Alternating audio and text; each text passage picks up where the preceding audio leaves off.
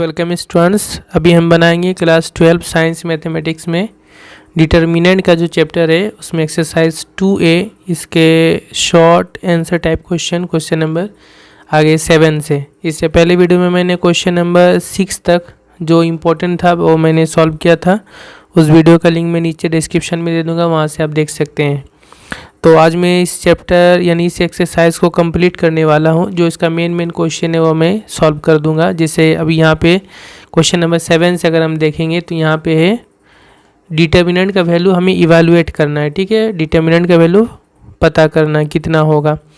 तो डिटर्मिनेंट जो है 3 ऑर्डर वाला यानी 3x3 मैट्रिक्स का जो डिटर्मिनेंट है ये तो मैंने बताया है इंट्रोडक्शन में। और यहाँ से ये सब जो है ये आप खुद ही निकाल सकते हैं इजीली। जो मुझे समझ में आ रहा है जैसे क्वेश्चन नंबर 11, उसके बाद आगे क्वेश्चन नंबर 13, तो ये सब मैं थोड़ा से सॉल्व कर दे रहा हूँ क्योंकि इसका जो आंसर है थोड़ा सा डिफरेंट टाइप का है। ठीक है, तो क्वेश्चन नंबर 11 जो है डिटर्मिनेंट है 1A BC 1B CA 1C AB।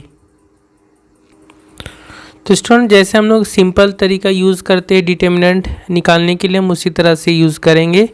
तो जो हम जनरल तरीका यूज़ करते हैं जो पहला रो से हम लोग डिटर्मिनेंट को निकालते हैं, तो पहला रो ही यूज़ करेंगे। तो किस तरह करते हैं, पहला रो का पहला एलिमेंट 1 इंटू क्या होगा, इस रो और इस कॉलम को हटा दें तो ये बचा, इसमें इंटू होगा b इंटू ए बी होगा, b into A B square minus C A into C हो जाएगा यानी AC स्क्वायर। ठीक है, ये हो गया 1 से इंटू होगा, फिर माइनस लिख कर ये A होगा माइनस A। उसके बाद इसका रो और इसका कॉलम हटा देंगे तो ये 1 1 और CA और AB बचेगा, तो फिर ये मल्टीप्लाई होगा, इस तरह हटाएंगे तो 1 इंटू AB होगा AB और CA इंटू 1 होगा यानी CA। ठीक है, फिर प्लस ये तीसरा वाला एलिमेंट BC इंटू इस रो को और इस कॉलम को हटा दें तो ये बचेगा 1 इंटू C होगा C माइनस व B इंटू 1 यानी B होगा। ठीक है, ये तो हो गया। अब इसको हम थोड़ा सिंपलीफाई करेंगे। तो यहाँ से देखिए A कॉमन हो रहा है, A कॉमन ले लेंगे और यहाँ हो जाएगा B square minus C square. फिर यहाँ से भी A कॉमन आ जाएगा, A बाहर आएगा, बाहर में एक A है, A स्क्वायर हो जाएगा, यहाँ B माइनस C हो जाएगा। और यहाँ से थोड़ा हम देखें, यहाँ पे है B माइनस सी, यहाँ भी होगा B माइनस सी, तो यहाँ पे C माइनस भी है, यहाँ से हम क्या करें एक माइनस कॉमन ले लेंगे। ठीक है, एक माइनस कॉमन ले लेंगे बाहर में, तो ये C माइनस भी है, ये क्या बन जाएगा B माइनस सी हो जाएगा। यहाँ प्लस है माइनस हो जाएगा एक माइनस बाहर आने से, और इसको हम फार्मूला में तोड़ देंगे A square minus B square वाले फार्मूला में, तो ये हो जाएगा B plus C into B minus C into A। और इसके बाद अब देखिए ये तीनों फैक्टर जो तीनों में B माइनस सी B माइनस सी B माइनस सी है, इसको कॉमन ले लेंगे तो यहाँ क्या बचेगा A इंटू बी प्लस सी, फिर माइनस ये बाहर आ गया A स्क्वायर बचेगा, ये बाहर आ गया माइनस BC। ठीक है, सेकंड ब्रैकेट में इसको मल्टीप्लाई कर लेंगे AB प्लस AC, ये हो जाएगा यहाँ B माइनस सी। इसको थोड़ा सा आगे पीछे अरेंज करेंगे। अरेंज करने से क्या किस तरह से, जैसे AC को पहले लिख ले, फिर A स्क्वायर को लिख लेंगे, फिर AB, फिर माइनस BC को, फिर प्लस AB को लिख लेंगे। ठीक है, तो इससे क्या होगा कि यहाँ पे अगर हम A कॉमन लेंगे तो यहाँ होगा C माइनस A, और यहाँ भी अगर हम B कॉमन लेंगे तो यहाँ भी होगा C माइनस A। तो क्या होगा ना, C माइनस A को फिर हम कॉमन ले सकेंगे, तो C माइनस A जब कॉमन आ जाएगा बाहर तो क्या बचेगा A माइनस B। ठीक है, तो यहाँ 3 फैक्टर आ गया, B minus C into C minus A into A minus B। इसी को सजा के लिखेंगे, पहले A माइनस B, फिर B माइनस C, फिर C माइनस A। बहुत अच्छा आंसर है A minus B into B minus C into C minus A। अच्छा, ये जो है ये तो जनरल तरीका से हमने सॉल्व किया इसको, यानी इस डिटर्मिनेंट को फाइंड आउट किया। आगे जो है एक्सरसाइज में डिटर्मिनेंट के कुछ प्रॉपर्टीज़ है, उस प्रॉपर्टीज़ को जब हम यूज़ करेंगे तो ये हमारा और भी जल्दी इसका आंसर आएगा। ठीक है, जो इतना लंबा बनाना पड़ा है थोड़ा और जल्दी बन जाएगा। इस तरह बहुत सारा जो है डिटर्मिनेंट का प्रॉपर्टीज़ होता है। ओके, अगला जो क्वेश्चन सॉल्व करेंगे वो क्वेश्चन नंबर 13 है। तो हम लोग जनरल तरीका ही यूज़ करेंगे, ये 1 plus A in B C A 1 plus B C A B 1 plus C। तो जनरल तरीका यूज़ करेंगे, क्या होगा पहला रो के हिसाब से 1 प्लस A इंटू क्या होगा, इस रो इस कॉलम को हटाएंगे तो ये दोनों ये मल्टीप्लाई होगा और ये मल्टीप्लाई होगा, 1 plus B into 1 plus C minus C into B यानी बी सी, ठीक है। ये इंटू होगा 1 प्लस ए के साथ, फिर माइनस बी होगा। उसके बाद इस रो इस कॉलम को हटा देंगे तो ए इंटू 1 प्लस सी होगा और सी इंटू ए होगा। ए इंटू 1 प्लस सी माइनस सी इंटू ए यानी ए सी, ये बी के साथ मल्टीप्लाई होगा। फिर प्लस सी लिखेंगे, इस रो को इस कॉलम को हटा देंगे तो ये ए बी मल्टीप्लाई होगा और ए 1 प्लस बी मल्टीप्लाई होगा, A B minus A into 1 plus B, ठीक है। अब यहाँ पे मल्टीप्लाई कर ले 1 प्लस सी, इसको पहले मल्टीप्लाई करेंगे 1 into 1 1, 1 into C C, B into 1 B, B into C B C, एक माइनस बी सी, यहाँ भी माइनस बी, इसको मल्टीप्लाई करेंगे A into 1 A plus A C होगा minus A C, C into A B minus A minus A B. तो यहाँ देखिए plus B C minus B C cancel होगा, इसमें A plus A C minus A C cancel होगा और इसमें A B और माइनस ए बी कैंसिल होगा। अब यहाँ क्या हो गया 1 प्लस ए इंटू ये बच जाएगा 1 plus C plus B minus ये यहाँ पे देखिए सिर्फ ए बच रहा है, ए इंटू बी हो जाएगा माइनस ए बी, और यहाँ बच रहा है माइनस ए इंटू हो जाएगा प्लस सी के साथ, minus plus minus C into ए सी, ठीक है।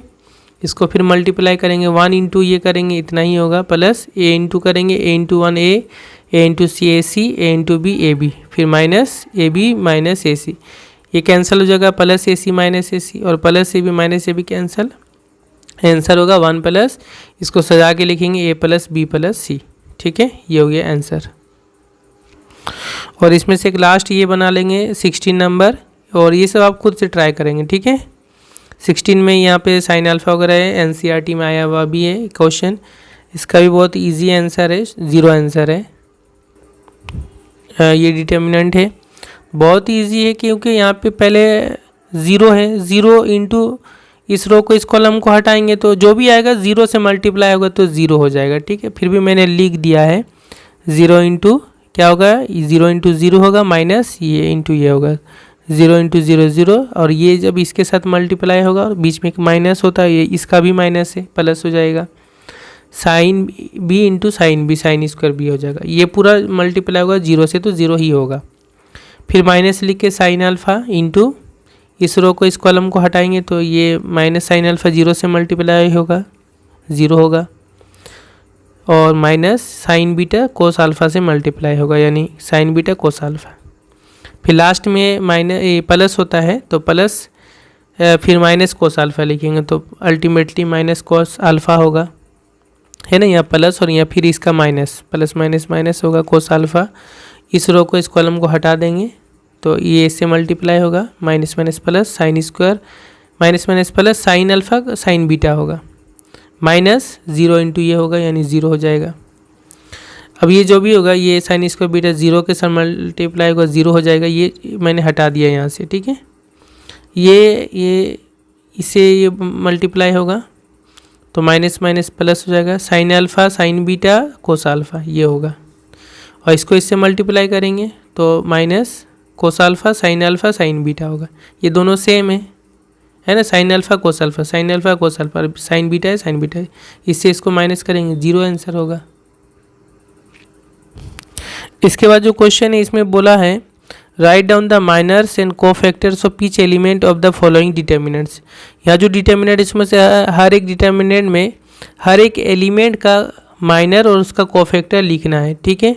तो ये मैंने देखेंगे आप इस चैप्टर का दूसरा या तीसरा वीडियो जो मैंने बनाया था उसमें मैंने माइनर कोफैक्टर के बारे में पूरा डिटेल्स में बताया है, और मैंने एक मैट्रिक्स लेकर के एक डिटर्मिनल लेकर मैंने उसके सभी एलिमेंट का माइनर कोफैक्टर निकाल के भी दिखाया, आप उसको देख लेंगे तो आप बना सकते हैं, ठीक है।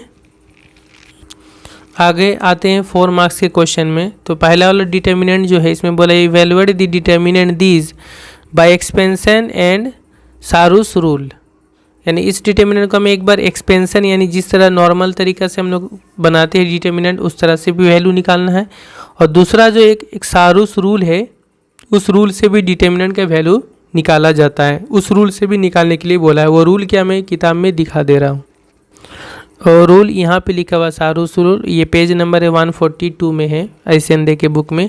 तो मान लीजिए ये एक 3 ऑर्डर का डिटर्मिनेंट है, इसका वैल्यू अगर निकालना है तो क्या करेंगे कि पहले डिटर्मिनेंट को लिखेंगे, पहला कॉलम, दूसरा कॉलम, तीसरा कॉलम। उसके बाद क्या करेंगे, इसके बाद फिर ये जो पहला और दूसरा कॉलम है उसको फिर से लिखेंगे, पहला कॉलम और दूसरा कॉलम, 2 कॉलम और एक्स्ट्रा लिखेंगे, यानी इसका 3 कॉलम है ऑलरेडी, और फिर पहला कॉलम लिखेंगे और फिर दूसरा कॉलम लिखेंगे। ये लिखने के बाद टोटल हमारा हो जाएगा 5 कॉलम। उसके बाद ये इस तरह से मल्टीप्लाई करेंगे, ये इस तरह से जो मेन डायगोनल है A11 A22 A33 ये मल्टीप्लाई होगा, प्लस माने ये वाला वैल्यू आएगा A11 A22 A33 प्लस ये वाला मल्टीप्लाई करेंगे इस तरह, ये डायगोनल को सभी एलिमेंट को मल्टीप्लाई करेंगे, A12 A23 A31 ऐसे मल्टीप्लाई होगा, फिर मल्टीप्लाई होगा प्लस इसको मल्टीप्लाई करेंगे लास्ट में A13 A21 A32, इन तीनों एलिमेंट को मल्टीप्लाई करेंगे।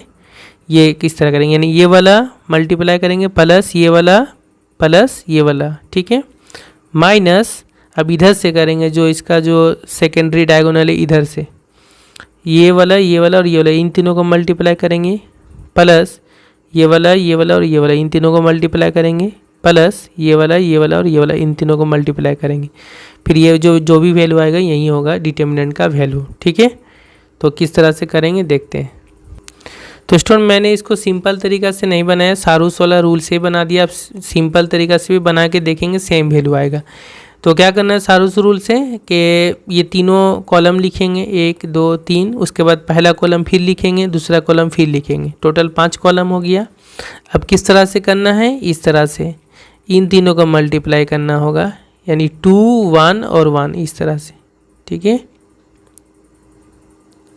इन तीनों को मल्टीप्लाई करेंगे तो 2 1 1 मल्टीप्लाई करेंगे तो 2 ही होगा, है ना, 2 एकम 2 2 एकम 2। उसके बाद 3 -2 -3, इन तीनों को मल्टीप्लाई करेंगे, इसके बाद वाला है इस तरह तीनों, तो 3 × -2 -6 6 × -3 प्लस 18 हो जाएगा, है ना। उसके बाद ये वाला और ये वाला मल्टीप्लाई करेंगे, कितना होगा -5 × 7 -35 -35 × 4 -140 हो जाएगा। ये हो गया, इसको एक ब्रैकेट में लिखेंगे, माइनस दूसरा में आएंगे इधर से 3 7 1 इस तरह मल्टीप्लाई करेंगे, तो 3 7 21 21 एकम 21, ठीक है। 3 × 7 21 × 21, फिर 2 -2 -4 ये मल्टीप्लाई होगा, तो 2 × -2 -4 -4 × 4 -16 होगा, फिर -5 1 एंड -3 ये तीनों मल्टीप्लाई होगा, -5 × 1 -5 -5 × -3 माइनस प्लस 15 हो जाएगा। ये वैल्यू आप देखेंगे कैलकुलेट करके -120 हुआ, इसको यहाँ से कैलकुलेट करेंगे -20, टोटल दोनों ऐड हो जाएगा -140 आंसर होगा इसका, ठीक है। अगला क्वेश्चन बोला इस डिटर्मिनेंट को हमें फाइंड आउट करना है, और जहाँ पे x का वैल्यू ये दिया हुआ है, y का ये दिया है और z का ये वैल्यू है। इसमें एक नया फंक्शन के बारे में बोला, ये इसको हम लोग बोलते हैं बॉक्स फंक्शन। बॉक्स के अंदर कुछ भी लिखा हुआ है, इसका मतलब ये है denotes the greatest integer less than और equal to the real number under consideration, यानी इसके अंदर जो रियल नंबर होगा जो भी वैल्यू, तो इसका मतलब बॉक्स का मतलब होगा कि ग्रेटेस्ट इंटीजर लेस देन और equal to the real number. मैं आपको दिखा दे रहा हूँ कैसे होगा।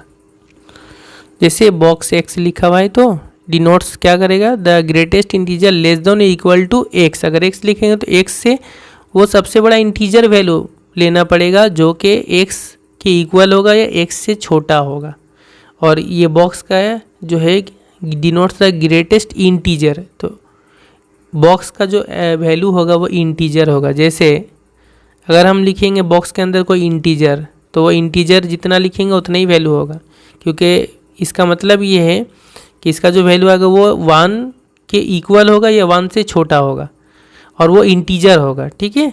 तो 1 के इक्वल हो सकता है तो 1 ही होगा, या 1 से छोटा, तो 1 से छोटा है, अगर इंटीजर लेंगे तो 0 होगा, लेकिन हमें वो ग्रेटेस्ट वैल्यू लेना पड़ेगा जो कि इसके इक्वल या इसके छोटा है, इसे छोटा वाला इंटीजर नहीं लेना होगा। जैसे मान लीजिए इस तरह का रहा 1.5,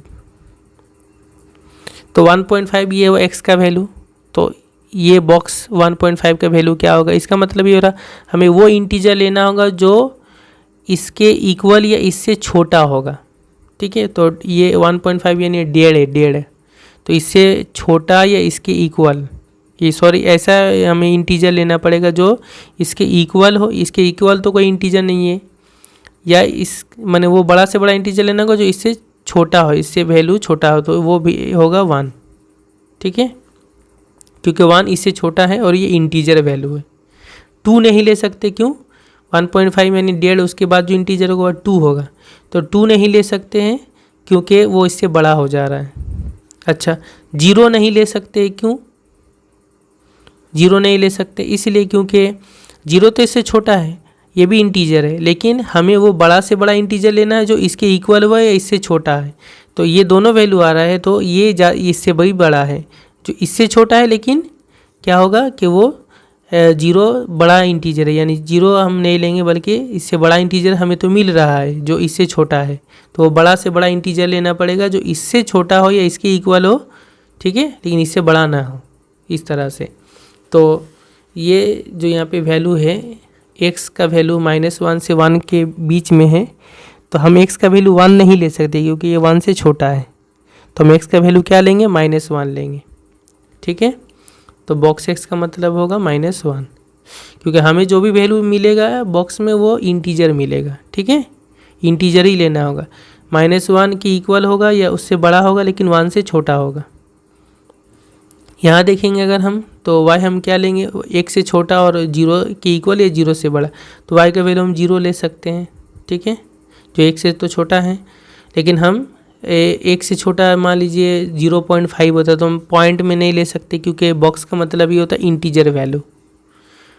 उसके बाद यहाँ देखिए z 1 होगा या 1 से बड़ा होगा, लेकिन 2 से छोटा होगा, तो z का वैल्यू हम क्या लेंगे? हम z का वैल्यू लेंगे 1, क्योंकि हम z का वैल्यू 2 नहीं ले सकते क्योंकि z का वैल्यू 2 से छोटा है, ठीक है। तो z का वैल्यू हम क्या लेंगे? 1 लेंगे। अब 1 और 2 के बीच में तो और भी नंबर है ना, 1.5 है जो 1 और 2 से के बीच में, लेकिन हम तो z का वैल्यू 1.5 नहीं ले सकते, क्यों? क्योंकि जो ये बॉक्स का वैल्यू होगा वो हमेशा क्या होगा? इंटीजर होगा, ठीक है, इंटीजर वैल्यू पॉइंट नहीं होता है।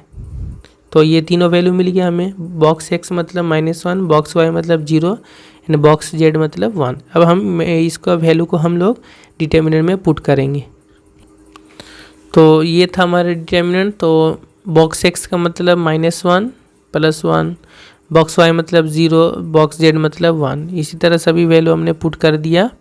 अब ये कितना होगा? -1 + 1 0 हो जाएगा, 0 1 -1 0 + 1 1 1 -1 0 1 + 1 2। अब इसका वैल्यू हम निकालेंगे तो क्या होगा ना, ये पहला 2 तो जो भी इससे मल्टीप्लाई होगा 0 हो जाएगा, तो ये तीसरा वाला ही अब हमें लेना पड़ेगा, तीसरा एलिमेंट 1 इंटू इस रो इस कॉलम को हटा देंगे, तो क्या होगा? ये इससे मल्टीप्लाई होगा, ये इससे मल्टीप्लाई होगा, 1 इंटू -1 इंटू 0 0 हो जाएगा, और माइनस उसके बाद 1 इंटू -1 होगा, और बीच में माइनस होता है तो प्लस हो जाएगा, 1 इंटू 0 + 1 यानी 1, 1 इंटू 1 1 ही, तो इसका आंसर होगा 1, ठीक है। अगला जो क्वेश्चन है इसमें इस डिटर्मिनेंट का वैल्यू निकालना है, इसको आप खुद से निकालेंगे, ठीक है, जो भी इसका वैल्यू आएगा। उसके बाद बोला है ऑल्सो प्रूव दैट, जो ये डिटर्मिनेंट का वैल्यू आएगा बोला है इसका वैल्यू जो है 2 के इक्वल या 2 से बड़ा होगा, और 4 के इक्वल या 4 से छोटा होगा, यानी 4 के इक्वल भी हो सकता है, उससे छोटा भी हो सकता है, और 2 के इक्वल हो सकता है, 2 से बड़ा भी हो सकता है। तो इसको मैं इसके आंसर से समझा दे रहा हूँ कि कैसे डी का वैल्यू जो डिटर्मिनेंट का वैल्यू आएगा वो 2 के इक्वल होगा और या 2 से बड़ा होगा, और कैसे 4 के इक्वल या 4 से छोटा हो सकता है। तो स्टूडेंट इसका जो आंसर आएगा वो आंसर आएगा ये 3 2 इंटू 1 + sin² थीटा, ठीक है, ये हुआ डी का वैल्यू। अब ये कैसे 2 होगा? तो हमें पता है साइन थीटा का जो सबसे मिनिमम वैल्यू है, सबसे कम वैल्यू है, वो होता है 0। क्या होता है? 0। तो जब हम साइन थीटा का वैल्यू जब 0 पुट करेंगे तो इसका वैल्यू सबसे कम मिलेगा, तो जब ये 0 हो जाएगा तो कितना हो जाएगा? 1 + 0 यानी 1, 1 इंटू 2 यानी 2 हो जाएगा, तब डी का वैल्यू क्या होगा? 2 के इक्वल होगा। और साइन थीटा का जो सबसे ज़्यादा वैल्यू होता है वो होता है 1, तो जब हम साइन थीटा 1 पुट करेंगे तो 1 + 1 कितना हो जाएगा? 2, 2 इंटू 2 कितना हो जाएगा? 4 हो जाएगा। तो जो डी का सबसे ज़्यादा वैल्यू मिलेगा वो हमें डी में 4 मिलेगा। तो इसका मतलब ये कि इसका जो वैल्यू हमें सबसे कम 2 मिल रहा है, सबसे ज़्यादा 4 मिल रहा है, और बाकी जो साइन थीटा का जो बाकी वैल्यूज़ है उसके लिए अगर हम पुट करेंगे तो फिर हमें 2 and 4 के बीच में वैल्यू मिलेगा। तो हम लोग इस तरह से वहाँ पे लिख लेंगे sine theta equal to 0 minimum value and sine theta equal to 1 maximum value, और उस तरह से पुट करके हम लोग लिखेंगे। ठीक है। नेक्स्ट क्वेश्चन में माइनर और कोफैक्टर निकालने के लिए कहा कि ज़्यादा इंपॉर्टेंट है, ये सब आप खुद से कर सकते हैं। इधर 5, 6, 7 इंपॉर्टेंट होगा, आप ये 5 और 6 खुद से भी बना सकते हैं। ऐसे क्वेश्चन नंबर जो 5 है इसमें बोला है कि ये एक मैट्रिक्स दिया हुआ है, तो इस मैट्रिक्स का डिटर्मिनेंट निकालना है। तो ये मैट्रिक्स आप इजीली निकाल सकते हैं। ए स्क्वायर मतलब ए इंटू ए करेंगे माइनस 2 इंटू ए करेंगे, ये जो भी मैट्रिक्स आएगा जो भी वैल्यू आएगा उसके बाद उसका डिटर्मिनेंट निकालेंगे। ठीक है। यहाँ पर ये 3x3 मैट्रिक्स है। अब बोला है कि ये दिखाना है शो दैट, यानी ए मैट्रिक्स को पहले 3 से मल्टीप्लाई करेंगे, 3 ये आएगा, 3 से मल्टीप्लाई करेंगे तो सभी एलिमेंट में 3 इंटू हो जाएगा, उसका डिटर्मिनेंट लेंगे। वो जो डिटर्मिनेंट वैल्यू आएगा वो इक्वल होगा कि 27 इंटू डिटर्मिनेंट है, यानी ए का जब हम डिटर्मिनेंट लेंगे उसको 27 से मल्टीप्लाई करेंगे तो वो दोनों वैल्यू सेम आएगा। ठीक है। मैं यहाँ 7 नंबर बता दे रहा हूँ। जैसे ये 2 मैट्रिक्स है तो हमें ये वेरीफाई करना है कि ए बी को मल्टीप्लाई करेंगे उसके बाद उसका डिटर्मिनेंट लेंगे तो इक्वल होगा ए का डिटर्मिनेंट इंटू बी का डिटर्मिनेंट।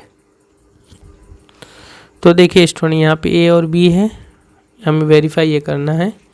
ए का डिटर्मिनेंट निकाल लेते हैं पहले, तो इसका डिटर्मिनेंट होगा कितना होगा 2 into 1 2 minus 5 into 10 5 into 2 10 2 minus 10 minus 8 हो गया ए का डिटर्मिनेंट।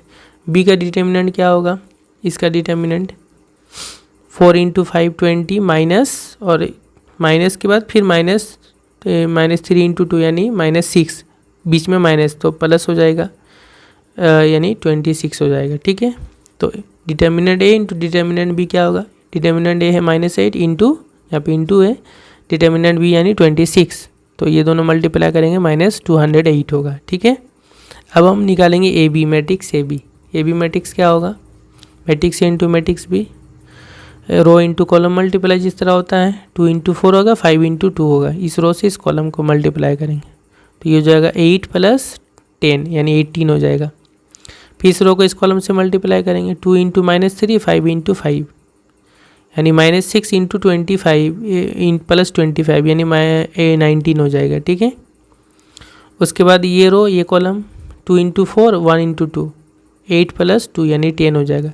फिर ये रो ये कॉलम 2 इंटू -3 -6 1 इंटू 5 -6 प्लस 5 यानी -1 हो जाएगा। अब इसका ये हो गया ए बी। अब इसका डिटर्मिनेंट क्या होगा, ए बी का डिटर्मिनेंट यानी इसका डिटर्मिनेंट, तो ये हो जाएगा 18 इंटू -1 -18 और 19 इंटू 10 -90 190, ये दोनों ऐड करेंगे -208, तो आ गया सेम वैल्यू -208 और ये भी -208 यानी दोनों सेम वैल्यू है। Therefore determinant of A B equal to determinant of A into determinant of B verified.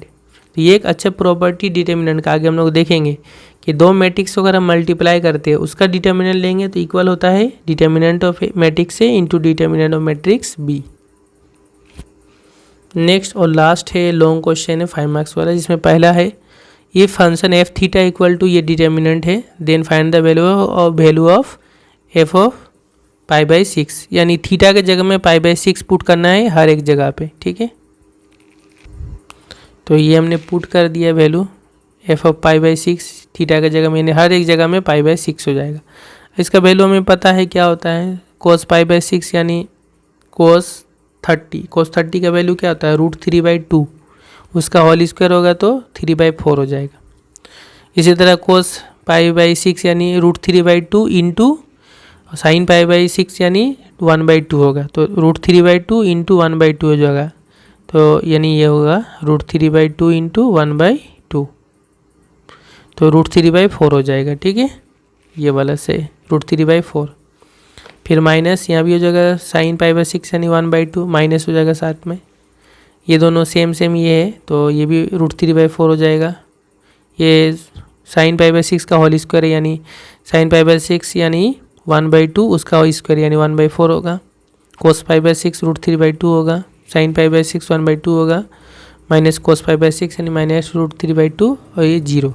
अब हम लोग सिंपल जिस तरह बनाते हैं उसी तरह बनाएंगे। तो 3/4 इंटू क्या होगा, इस रो इस कॉलम को हटाएं, ये 0 से मल्टीप्लाई होगा 0, ये मल्टीप्लाई होगा, माइनस होगा, माइनस, और ये इसका भी माइनस होगा यानी प्लस हो जाएगा। ये दोनों मल्टीप्लाई होगा नहीं, √3 मल्टीप्लाई होगा, ऊपर में 3 होगा, नीचे 2 मल्टीप्लाई होगा, 4 हो जाएगा। माइनस ये वाला इंटू इसका रो इसका कॉलम हटा देंगे, ये मल्टीप्लाई होगा, ये मल्टीप्लाई होगा। √3/4 इंटू 0 0 माइनस ये मल्टीप्लाई होगा नहीं, √3/4। लास्ट में -1/2 होगा, जिस तरह से लिखा हुआ सेम, क्यों प्लस के बाद ये वाला होता है यानी प्लस माइनस माइनस हो जाएगा 1/2। इस रो इस कॉलम को हटाएंगे तो होगा कितना, ये मल्टीप्लाई होगा, ये मल्टीप्लाई होगा, √3/4 इंटू ये माइनस हो जाएगा, √3 इंटू √3 3 और 4 इंटू 2 8 हो जाएगा, 3/8 माइनस ये दोनों मल्टीप्लाई होगा, 1/2 इंटू 1/4 1/8 हो जाएगा। अब ये देखें ये मल्टीप्लाई से हो जाएगा ना, 9/4 16 होगा, ये से मल्टीप्लाई होगा minus minus plus, √3 into √3 3/4 into 4 16।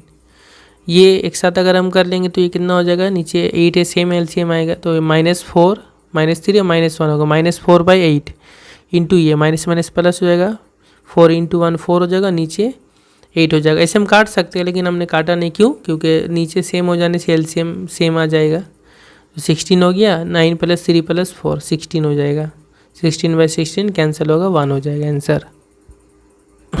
और लास्ट में एक बता दे रहा हूँ, ये आप खुद से प्रूव कर लेंगे, ठीक है। Find the integral value of x if this equal to 28। ये दिया हुआ 28 के इक्वल है, x का हमें इंटीग्रल वैल्यू निकालना है। इंटीग्रल मतलब इंटीजर में वैल्यू निकालना है, ठीक है। इंटीजर यानी जो कि आपका रेशनल नंबर नहीं हो, यानी बटा में नहीं होगा, ठीक है, फ्रैक्शन में नहीं होगा, इंटीजर वैल्यू होगा, चाहे पॉजिटिव इंटीजर हो चाहे नेगेटिव इंटीजर हो।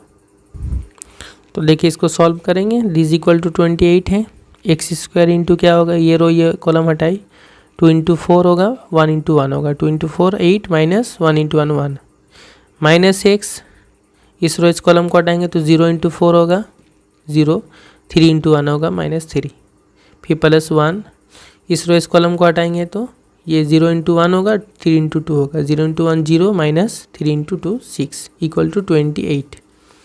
ये 7 होगा, 7x², ये माइनस माइनस प्लस 3x हो जाएगा, ये माइनस प्लस माइनस 6 हो जाएगा, -6, और 28 को इधर लेके आएंगे -28 इक्वल टू 0, ये -34 हो जाएगा।